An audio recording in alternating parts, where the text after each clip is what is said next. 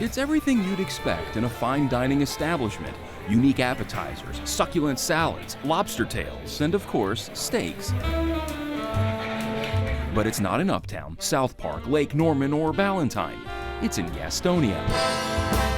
We've won pretty neat awards from such places as Forbes magazine, top 100 romantic restaurants in America, and even Yelp.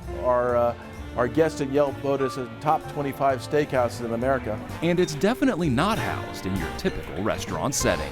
I take every opportunity to come, not only for my own personal pleasure, but to show it off to anyone who's in town. Since opening its doors 6 years ago, Webb Custom Kitchen has quickly become the hot spot in town, in what for decades was known as the Webb Theater. Movie theaters were the rage. There were up to 6 movie theaters in just downtown Gastonia alone. In the early part of the 20th century, downtown Gastonia was a thriving, hustling, bustling city.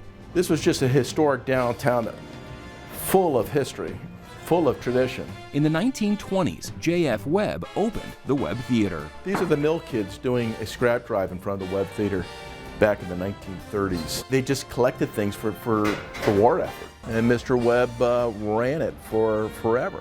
His family became the landlords of it, and other operators came in and ran the Webb Theater, but it always remained the Webb Theater. The theater stayed in business well into the 1980s. It's just been an iconic place throughout my lifetime because I came to the movies here back in segregation. Dated my husband here in this building for the movies. But as area mills closed, the once thriving downtown business district hit hard times. To this day, there's still a lot of empty storefronts. I happened to be mayor during, from 1999 to 2011, and you know what happened in 2007, 8, 9, 10. We couldn't get a penny's worth of private development. I mean, none. Meanwhile, Jim Rosso was a restaurant lifer living in Charlotte. His impression of Gastonia wasn't the best. A friend in the business told him about the theater becoming available. So I said, Brad, where is it? He goes, it's in Gastonia, you should come and see it. And I said, yeah, I don't think so. He goes, why not? I go, it's in Gastonia. Reluctantly, Jim finally agreed to go take a look.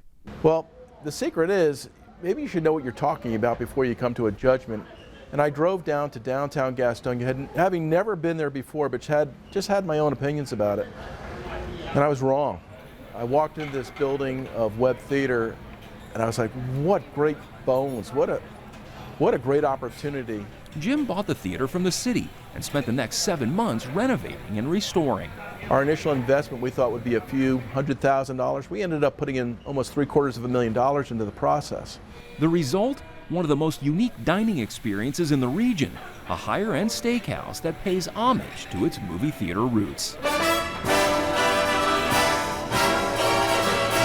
So it is about the food, it's about the atmosphere, it's about the people working in here, it's about the experience you have when you walk out of this restaurant and you say, that was great, I can't wait to tell more people about this restaurant. During renovations, old canisters of film were discovered, which now serve as wall art. The old concession stand is now the wine room. The theater's balcony sections transformed into dining areas. Up top in the back are the original marquee letters, and along the walls an assortment of old movie projectors and film canisters. This dates back to the 1930s and 40s.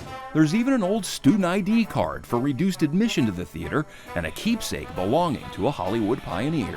It is a silent projector from Greta Garbo's flat in Stockholm, Sweden.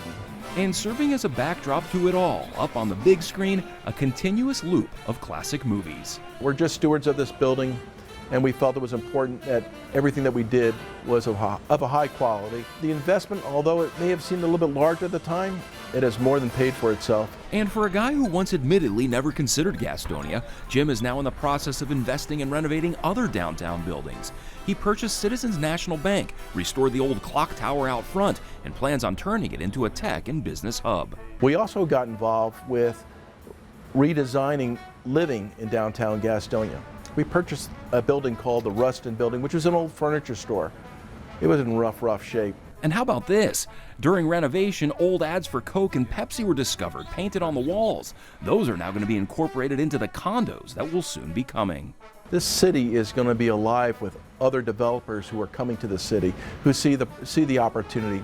It wasn't until the economy started turning around that people came to town and said, wow, we've got to do something. And Jim was one of those. He's one of our greatest pioneers. It's like a clean canvas that I had the opportunity to paint and contribute to. Jim has taken that canvas and is doing all he can to turn it into a masterpiece. For Carolina Impact, I'm Jason Terzis reporting. We hope you enjoyed the story. If you don't want to miss any more great stories about the Charlotte region, please subscribe to our YouTube channel.